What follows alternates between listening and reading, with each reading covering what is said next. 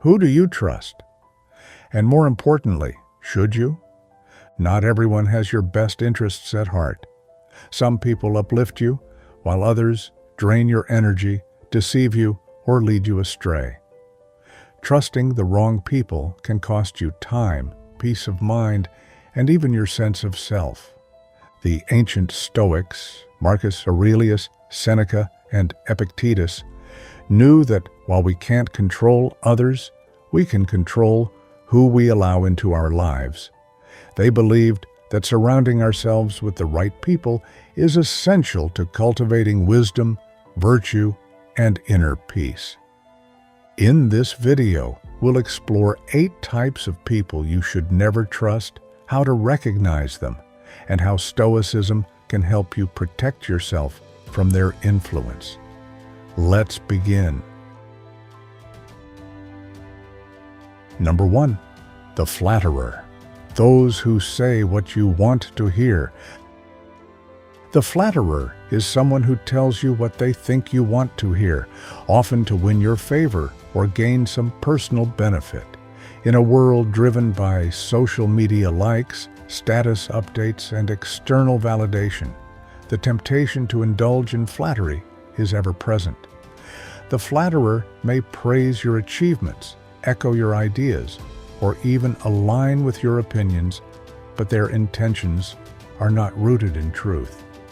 They want something from you, be it influence, power, or simply your attention. From a Stoic perspective, this behavior is deeply misguided and harmful, both for the flatterer and the one who accepts their words uncritically. As Marcus Aurelius reminds us, if a man knows not to which port he sails, no wind is favorable. This quote encapsulates the danger of flattery. It leads you off course by luring you with false praise rather than constructive criticism.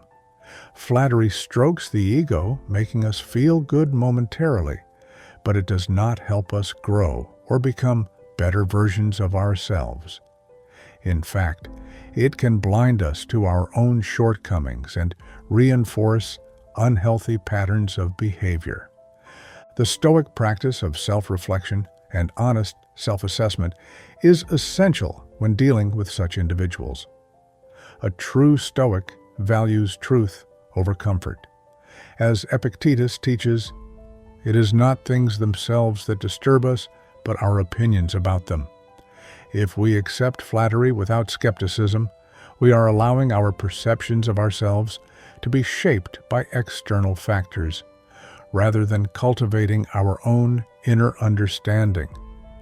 A Stoic would approach the flatterer with a healthy dose of skepticism. Recognizing that their words may be self-serving, we must not let them inflate our sense of self-worth. Instead, we should focus on developing an internal compass, our virtue, our actions, and our principles, rather than relying on external validation. When we value truth and authenticity above praise, we free ourselves from the influence of those who only seek to manipulate our feelings for their own gain. Moreover, the Stoic approach to flattery is also rooted in the idea of control. As Epictetus puts it, we cannot choose our external circumstances, but we can always choose how we respond to them. While we cannot control the flatterer's words or actions, we have the power to choose how we react. If we reject flattery and remain grounded in our values, we ensure that our sense of self-worth is not swayed by transient praise or shallow opinions. Number 2, the impulsive.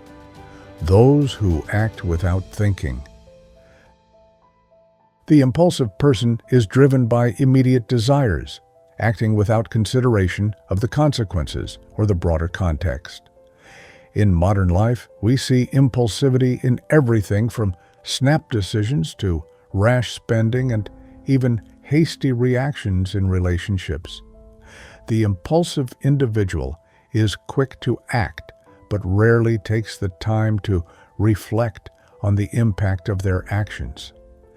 In Stoic philosophy, this type of behavior is seen as a failure to exercise control over one's emotions and desires. Epictetus teaches us, "He who is not a good servant will not be a good master." The impulsive person is not in control of their inner desires, and as a result, is not the master of their own actions. Instead of using reason and self-discipline, they allow emotions like anger, greed, or fear to dictate their behavior, which can lead to chaos, regret, and harm to others. The Stoics advocate for living with intention and foresight. One of the core principles of Stoicism is the idea of premeditatio malorum, the practice of contemplating potential challenges and setbacks before taking action. This helps individuals prepare mentally and emotionally, so they can respond calmly and wisely in any situation. The impulsive person, on the other hand, rarely takes this step.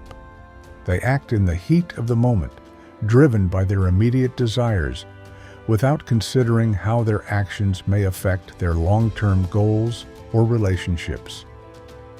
Seneca warns, "Time is the most valuable thing a man can spend." Impulsive decisions often waste time and resources. Whether it's a financial investment made on a whim or a harsh word spoken in a moment of anger, the consequences of impulsivity can often be irreversible. In contrast, the Stoic seeks to act with deliberate intention, considering the potential outcomes before making decisions.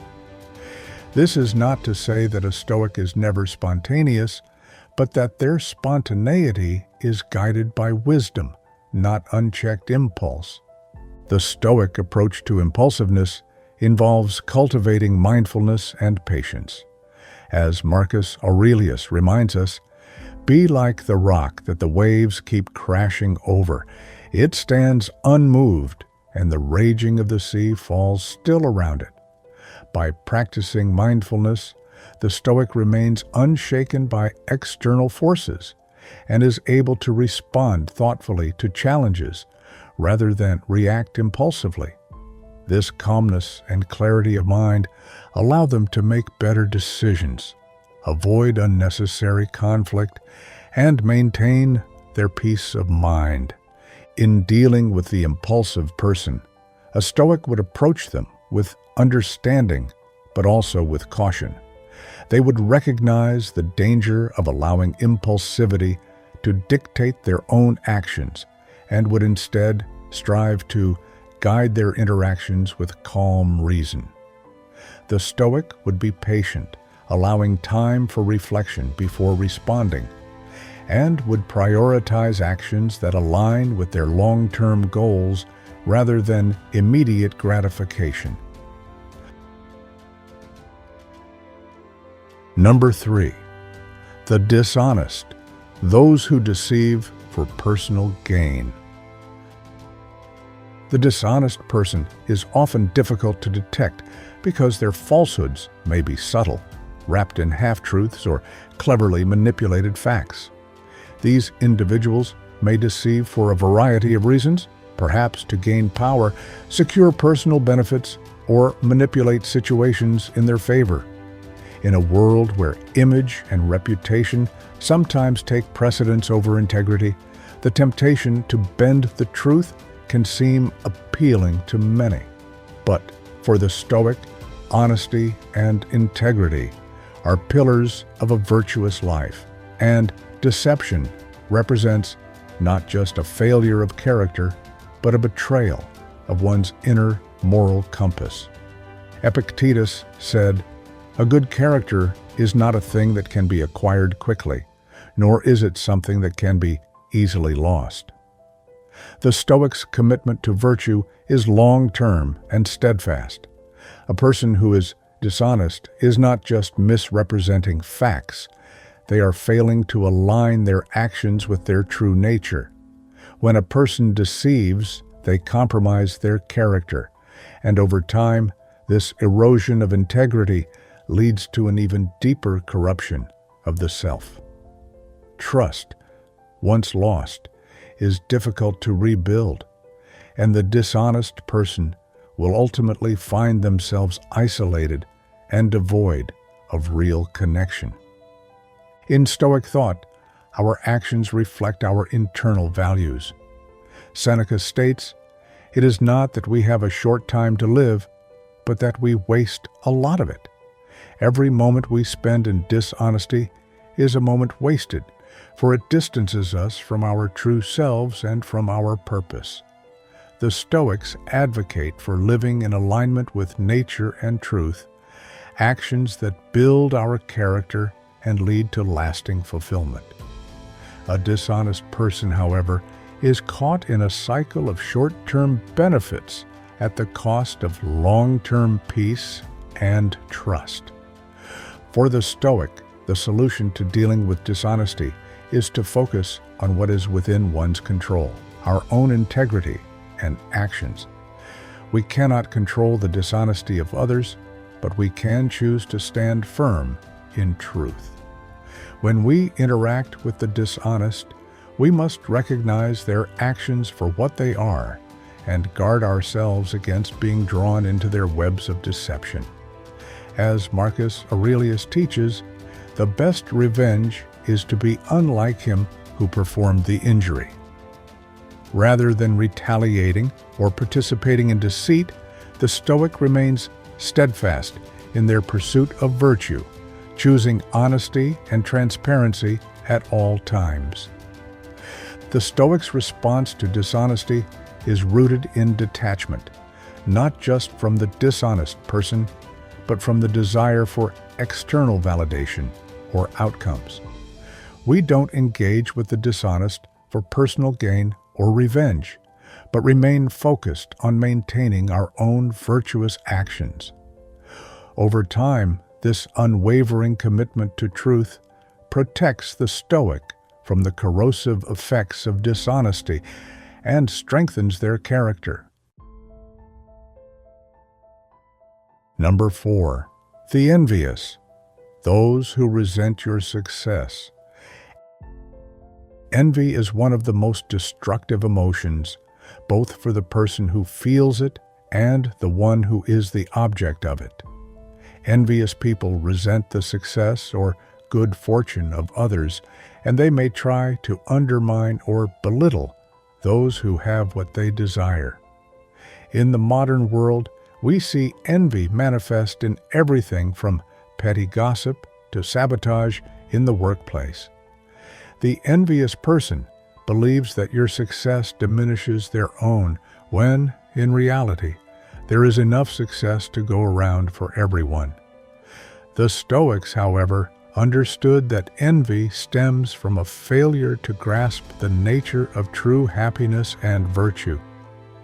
Marcus Aurelius wrote, "The envy of others is the greatest insult to your own virtue." This insight reveals a key Stoic truth. Envy arises from a sense of lack, an inability to see that our happiness and fulfillment are not dependent on the achievements or possessions of others. The Stoic believes that virtue alone is enough to lead to a good life, and that external circumstances, such as wealth, status, or accolades, hold little value in comparison to the cultivation of inner peace and wisdom. In dealing with the envious person, the Stoic maintains a sense of empathy, but also detachment. Envy is rooted in insecurity and fear, and the envious person is often trapped in a cycle of comparison and jealousy. Instead of reacting to their negativity, the Stoic responds with compassion, understanding that the envious are suffering because they are looking outward for fulfillment, rather than turning inward. The Stoic sees envy not as a reflection of their own worth, but as a reflection of the envious person's inability to cultivate their own sense of fulfillment. The Stoic can protect themselves from envy by focusing on their own growth and avoiding the temptation to compare themselves to others. "It is not that we have a short time to live," Seneca wrote, "but that we waste a lot of it." Focusing on what we have and what we can do is far more productive than worrying about the successes or perceived advantages of others. The Stoic approach to dealing with envy is twofold. First, maintain gratitude for what you have. Second, remember that the only thing worth desiring is virtue itself. As Marcus Aurelius advises, it is not the things themselves that disturb us, but our opinions about them. By rethinking what success and fulfillment mean, the Stoic remains unaffected by the envious, allowing them to continue on their path of virtuous living without being drawn into the negative emotions of others. Number 5. The hypocrite, those who don't practice what they preach. The hypocrite is someone who preaches one thing but acts in a completely different way. They may encourage others to follow certain moral or ethical principles, but when it comes to their own behavior, they fall short of those same standards. In the world of social media influencers, corporate leaders, and even in everyday personal interactions, we often encounter those who appear virtuous on the surface but fail to live up to their own words. The hypocrite's actions undermine their credibility and, more importantly, their character. The Stoics were acutely aware of the danger of hypocrisy, and they stressed the importance of consistency between one's beliefs and actions. Marcus Aurelius famously wrote, "What we do now echoes in eternity." This quote reminds us that our actions have lasting consequences and that we should live in a way that reflects our true principles. A hypocrite, however, chooses to ignore the long-term consequences of their actions and instead focuses on short-term appearances and personal gain. This disconnect between words and deeds is not just a moral failing, but a failure of integrity, the very thing that Stoics hold in the highest regard. For the Stoic, hypocrisy is a serious problem because it undermines one of the key virtues, authenticity. A Stoic knows that it is not enough to speak about virtue. It must be lived in every action and interaction. As Epictetus reminds us, it is not things themselves that disturb us, but our opinions about them. A hypocrite's behavior reveals their failure to master their desires and emotions, as their outward actions contradict their internal values. When dealing with a hypocrite, the Stoic response is not to attack or retaliate, but rather to observe their behavior with detachment. We recognize that the hypocrite's failure is a reflection of their internal struggle, and we must not allow their inconsistency to shake our own commitment to living authentically. We strive to lead by example, living in alignment with our values and principles, and through our actions, we demonstrate that authenticity is the true measure of virtue.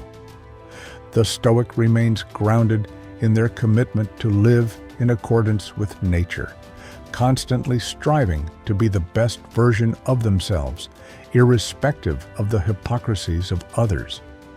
By refusing to engage in the hypocrisy of others, the Stoic strengthens their own resolve and integrity, walking the path of virtue with clarity and consistency. Number 6. The overly dependent, those who expect you to solve their problems.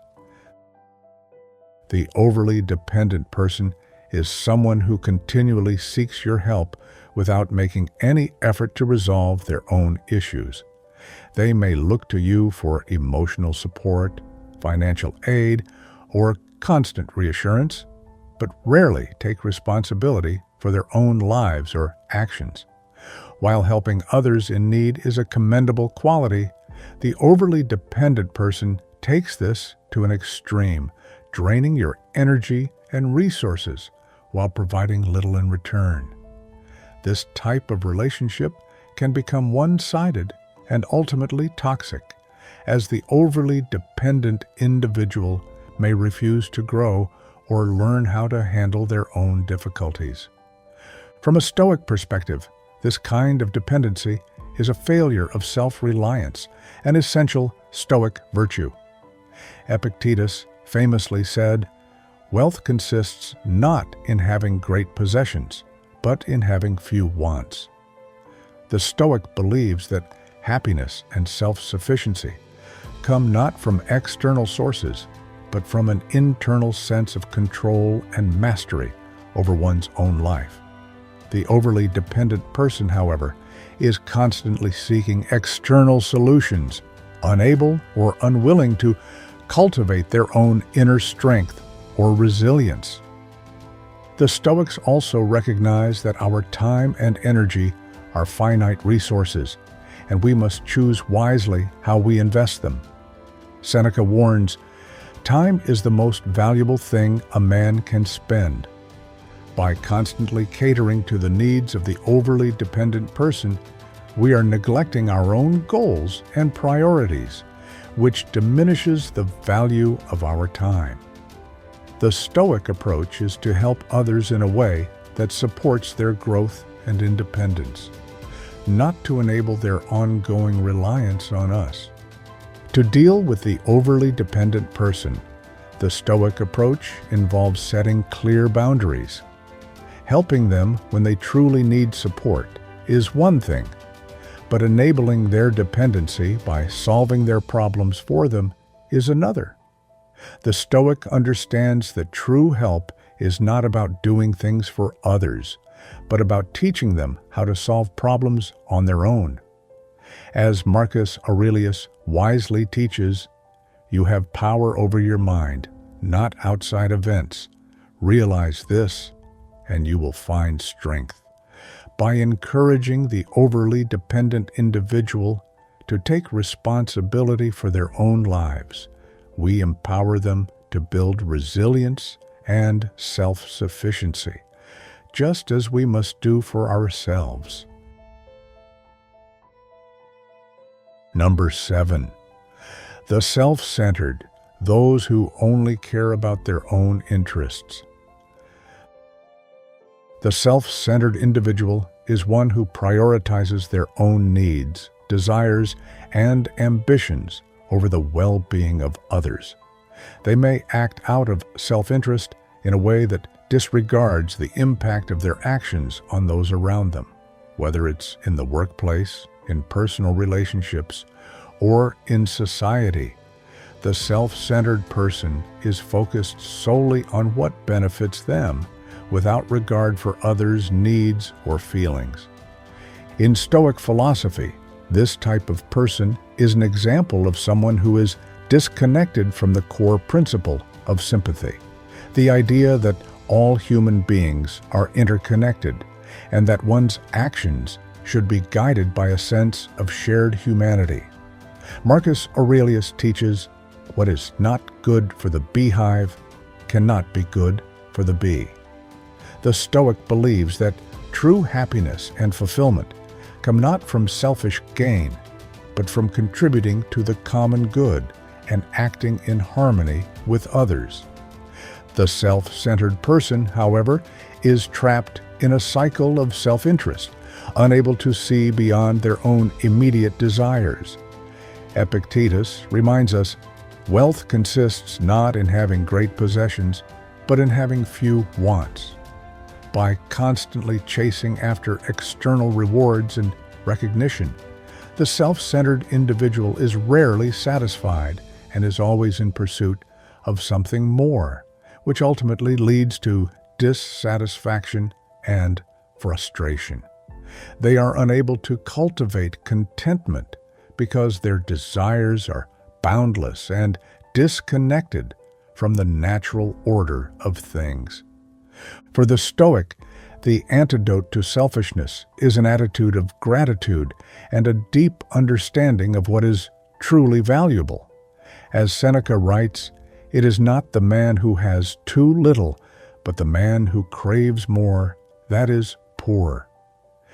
The Stoic seeks fulfillment in virtue, wisdom, and moderation, not in accumulating wealth, power, or status. When dealing with the self-centered, the Stoic maintains an awareness of their own values and priorities, and avoids being drawn into the endless cycle of selfishness. The Stoic focuses on contributing to the well-being of others without expectation of personal gain, understanding that true happiness arises not from taking, but from giving.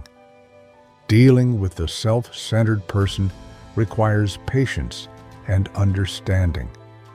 Rather than being angered or frustrated by their behavior, the Stoic understands that the self-centered individual is simply lacking the wisdom to see beyond their own desires. The Stoics' response is to maintain their own integrity and to lead by example. By remaining focused on the common good and not becoming entangled in the self-centered person's pursuit of personal gain, the Stoic remains calm, centered, and true to their values. Number 8. The resentful, those who hold grudges. The resentful person is one who holds onto past wrongs, allowing bitterness and anger to fester over time. Whether the resentment stems from a perceived injustice, a betrayal, or simply a disagreement, the resentful individual refuses to let go of the past.